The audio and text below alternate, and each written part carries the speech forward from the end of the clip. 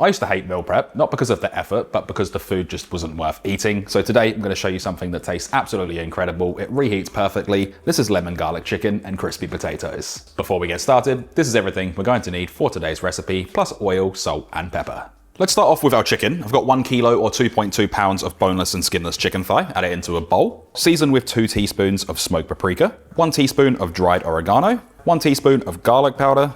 We're then going to grate in the zest from about half of a lemon. Just intensifies the flavor slightly. It is optional, but I do highly recommend it. Add all of that in.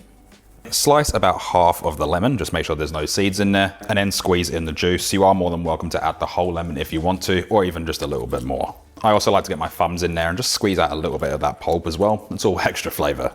Grate in 2 cloves of garlic, just turning this into a paste. You can roughly chop it, but for this recipe, a paste is going to be better. Scrape all of that in there just so we have no waste.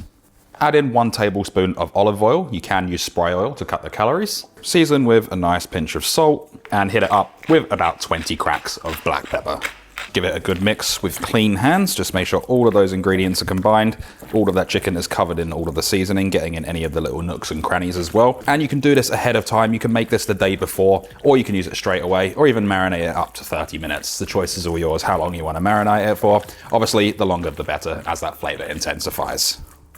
Now we're going to place these onto a lined baking tray with parchment paper, and I'm going to place them rough side up so that smooth side is facing down, and just spread these out, making sure they're not all sitting on top of one another, and we want to make sure that it doesn't steam. Now I'm doing this in the oven, hence why it's on a baking tray. If you want to do this in the air fryer, I'll have instructions of all the cooking times in the description. Now once you have them trayed up, get them into an oven at 210 degrees Celsius or 410 degrees Fahrenheit. We want to get that beautiful caramelization on them, so we're going to cook them for about 22 minutes. We don't need to flip them either, we want to get that color onto one side.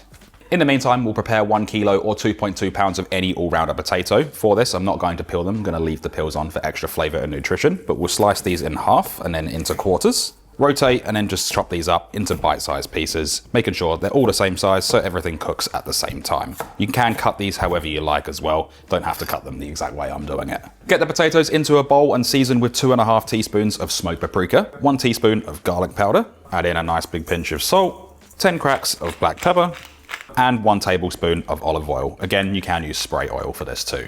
Get in there with clean hands and just mix everything together. Now you can season these however you like. This is just a base seasoning. I think it goes perfectly with the chicken as well, but you can add all sorts of different things to this. Get the potatoes into an air fryer basket. If you want to do these in the oven, just like we're doing the chicken, you can do that in the air fryer as well. I'll have all the details about all of the cooking methods in the description below. We're going to cook these at 200 degrees Celsius or 400 degrees Fahrenheit for about 18 to 22 minutes. Now after about 22 minutes in the oven, we have a beautiful golden chicken. It's cooked to perfection and has those nice little crispy bits on the top. Just let it rest for about 5 minutes. Once it's rested, I'm just going to chop this up. You can slice it, you can dice it, just do whatever you want to do. For me personally, I'm going to dice all of this up. Once you have it chopped up or diced, just add it back to the pan with all of those resting juices and then just give it a mix around so it picks up all of that flavor that was on the tray.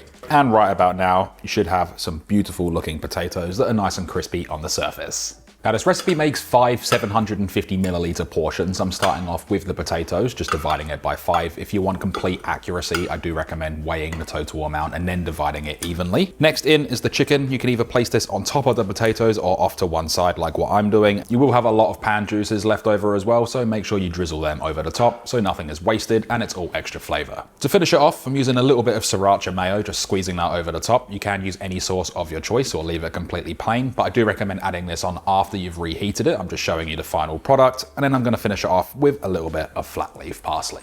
So as always, just let these cool down for about 15 to 20 minutes. Place on the lids. They'll last 4 days in the fridge and you'll get 4 months in the freezer. If you have them frozen, just allow them to thaw overnight in the fridge before trying to reheat. And for reheating, a microwave is going to be your best bet. So with all said and done, there's one thing left to do, and that is we can then dig in.